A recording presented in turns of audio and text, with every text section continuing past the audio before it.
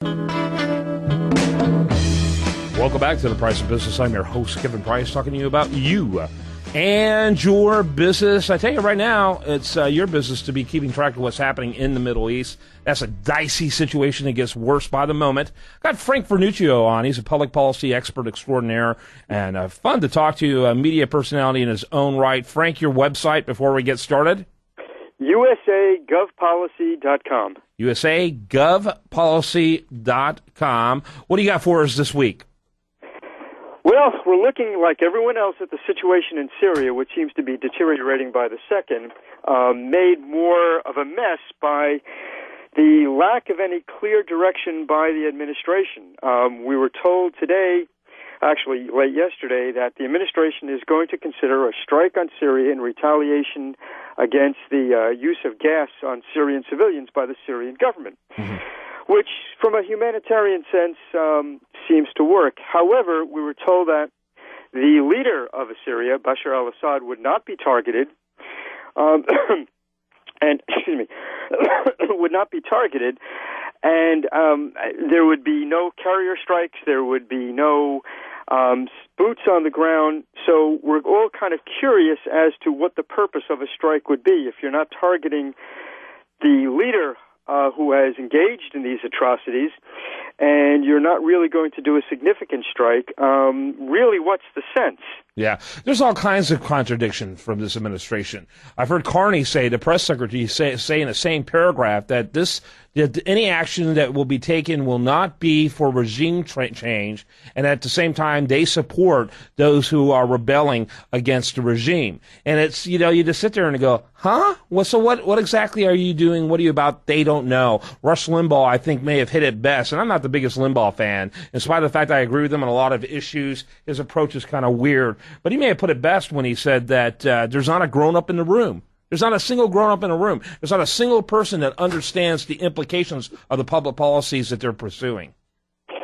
Well, I have to agree with that. I mean, not having regime change against a regime that is using poison gas against its own citizens, if you're going to do something anyway, what's the purpose of what you're doing? Unfortunately, there is an answer to that question, and it's not a very pleasant one. The president drew a line in the sand, which was immediately crossed over by the Syrian government. Sand being, if you use chemical weapons, we'll have to take action.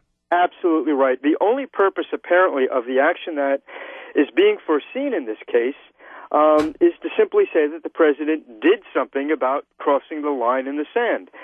So what further doesn't make any sense is something similar to what we've done in Afghanistan when the president announced a specific departure date, which meant the Taliban can lay low and just wait to take over until the day we walk out.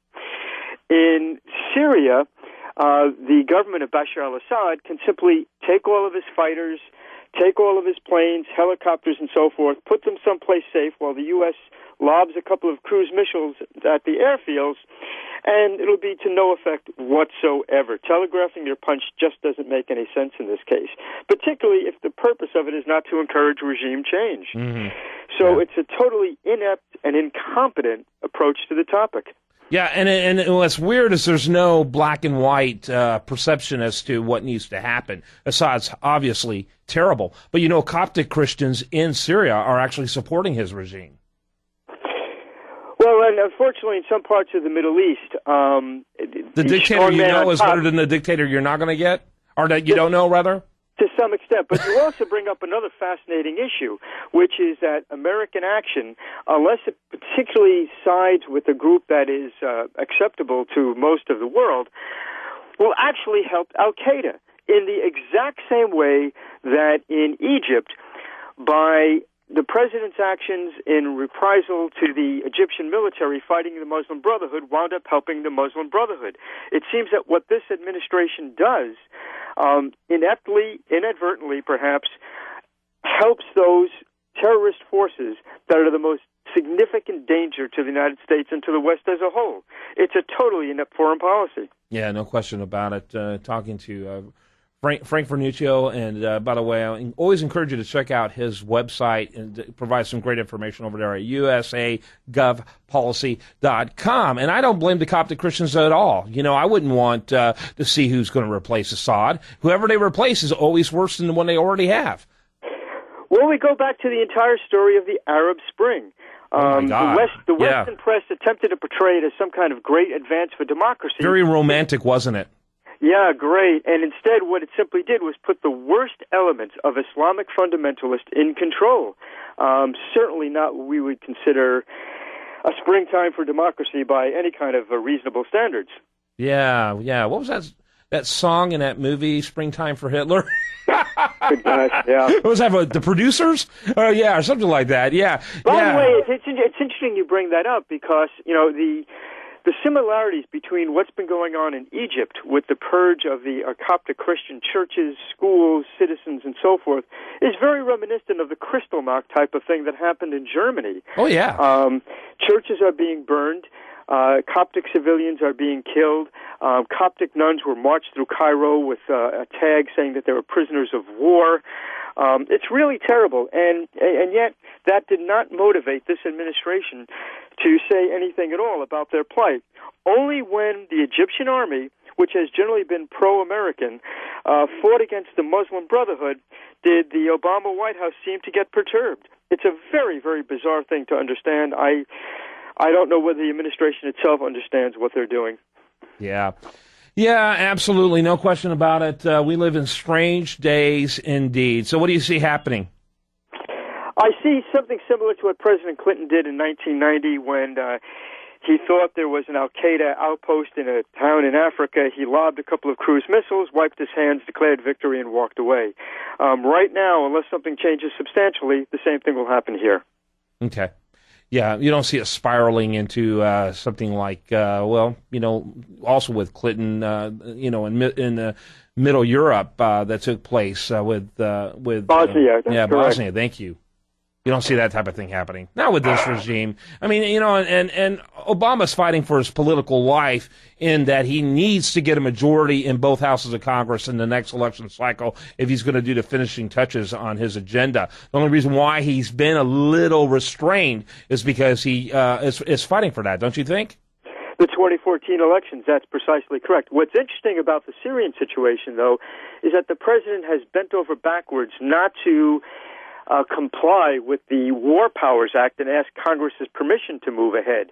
He has claimed that it's an immediate threat to the safety of the United States and therefore exempts him from the War Powers Act, part of a pattern of the president totally ignoring the constitutional role of the United States Congress.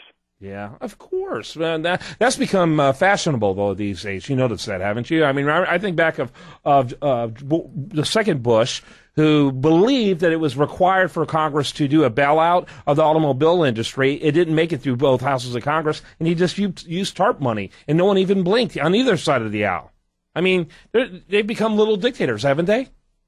Well, they have. There's one commentator who's been talking about this being a actually, it's Mark Levin. Mark Levin has. Yeah, I was going to who talks about this being a post-constitutional era, and frankly, the phrase sends a chill down my spine because the Constitution has protected American liberties for hundreds of years.